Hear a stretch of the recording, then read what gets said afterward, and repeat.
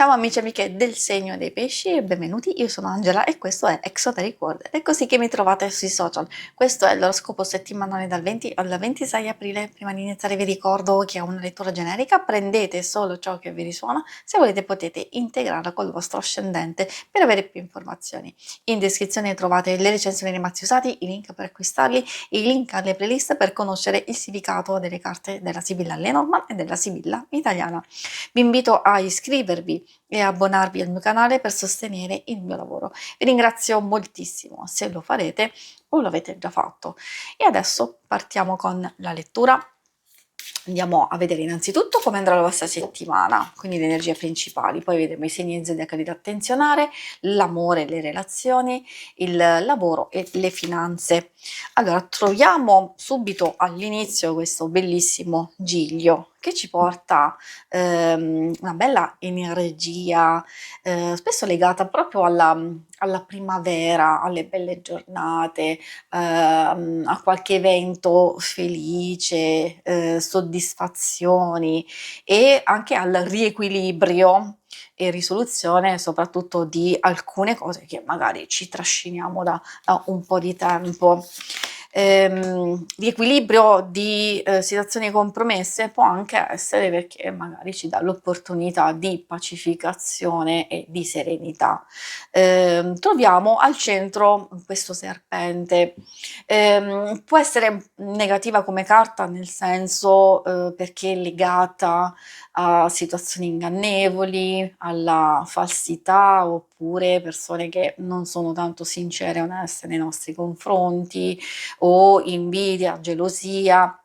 Altrimenti anche a delle situazioni che possono essere un po' particolari perché magari non abbiamo ancora le informazioni giuste oppure abbiamo dubbi e incertezze. Quindi quando abbiamo delle paure del genere, allora meglio muoversi con calma, con prudenza, pian pianino, adottare delle strategie, nel senso non voglio ovviamente portarvi a usare qualche sotterfugio in senso losco, però a volte sappiamo benissimo che alcune cose vanno gestite nel silenzio, nel non far capire effettivamente cosa pensiamo o cosa stiamo facendo e soprattutto di proteggere le cose più importanti, di proteggere anche i nostri stessi sentimenti, le nostre emozioni, o forse c'è da proteggere una persona alla quale ci tenete tantissimo in questo momento. I segni zodiacali da attenzionare nella vostra settimana sono i segni di acqua principalmente, almeno questa è dominante, cancro, scorpione e pesci, e abbiamo anche un po' quelli di terra, Toro, Vergine e Capricorno. E adesso procediamo con l'ambito amore. Ambito amore, coppia single, ovvio per chi non è interessato può comunque ascoltare perché alcune cose possono riferirsi anche alle relazioni più importanti di amicizia, famiglia, figli. Troviamo la rosa di Natale, molto, molto semplice, molto carina, ovviamente ha un messaggio abbastanza intenso perché si riferisce a un dono, a una sorpresa, a un inizio positivo, anche a volte a qualcosa che indica un sacrificio, un impegno importante, però che ha un risvolto promettente per noi. Magari sappiamo che dobbiamo impegnarci maggiormente a mostrare cura, comprensione, attenzione e quindi ecco che questo verrà riconosciuto, anzi vi porterà dei risultati ottimi, soprattutto per un'intesa profonda, un'intesa duratura, un coinvolgimento totale, in senso proprio di sentimenti e di emozione, anche qualcosa che può maggiormente portare maggior intesa in senso di comprensione e equilibrio nella coppia, collaborazione e anche compimento a livello pratico di andare a raggiungere insieme una soluzione, un obiettivo, un'idea condivisa. E poi troviamo il rododendro. Ecco, questa secondo me ci mette un po' in guardia su qualcosa, lo vediamo anche nelle vostre energie principali. Può essere una cosa di passaggio che magari uno nell'entusiasmo si lascia prendere e trascinare dal promettere qualcosa, dal dire magari delle cose eccessive, e allora io consiglio sempre di fare attenzione, perché quando le emozioni sono molto forti potremmo dire un qualcosa che in realtà non pensiamo e subito dopo pentirci.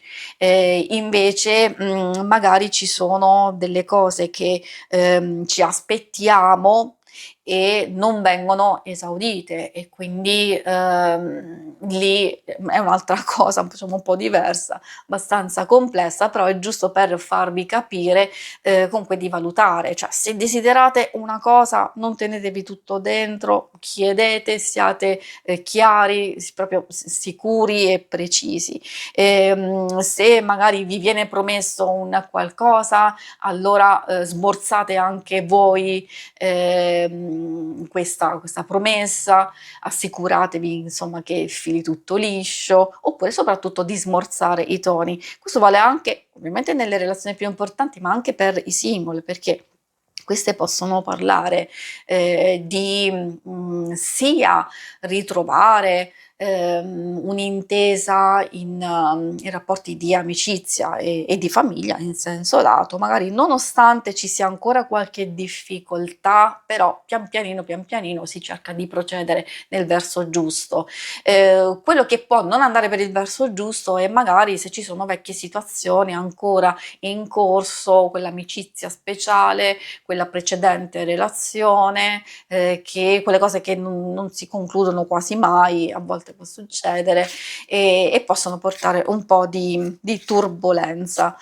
Vediamo adesso cosa vogliono dirli per le questioni più pratiche della materialità, del denaro, del lavoro. Allora, troviamo domestico, casa. Questi possono riferirsi sia ad una alta concentrazione verso le cose più importanti, di fare ordine, di valutare tutto quello che avete a disposizione, di stabilizzare alcune cose, soprattutto se state cercando di risolvere alcune incombenze, alcune cose un po' stressanti, magari avete a che fare con delle persone che fanno un po' così il bello e cattivo tempo. Io consiglio diciamo anche qui di valutare quello che vi viene promesso, quello che vi viene detto, e di prendere in mano la situazione, quindi di cercare il più possibile chiarezza, immediatezza, concretezza, perché altrimenti poi rischiate di perdere tempo su persone o situazioni che al momento vi stanno togliendo troppa energia. Ecco perché bisogna concentrarsi e, dicevo sin dall'inizio, di proteggere se stessi, le proprie energie a livello psicofisico, per non disperdere troppo. Infatti questa ci dice che o stiamo proprio cercando di impegnarci al massimo per chiudere delle faccende, e allora magari se sapete di riuscirci meglio farlo subito, di non perdere altro tempo, oppure se sapete e vedete che ci vuole ancora tempo, allora non mettetevi fretta, prendetevi tutto il tempo, perché altrimenti poi rischiate di bloccarvi, di fermarvi, perché potreste andare in burnout, oppure magari esserci delle situazioni che si aggiungono e che vanno ulteriormente a complicare le cose.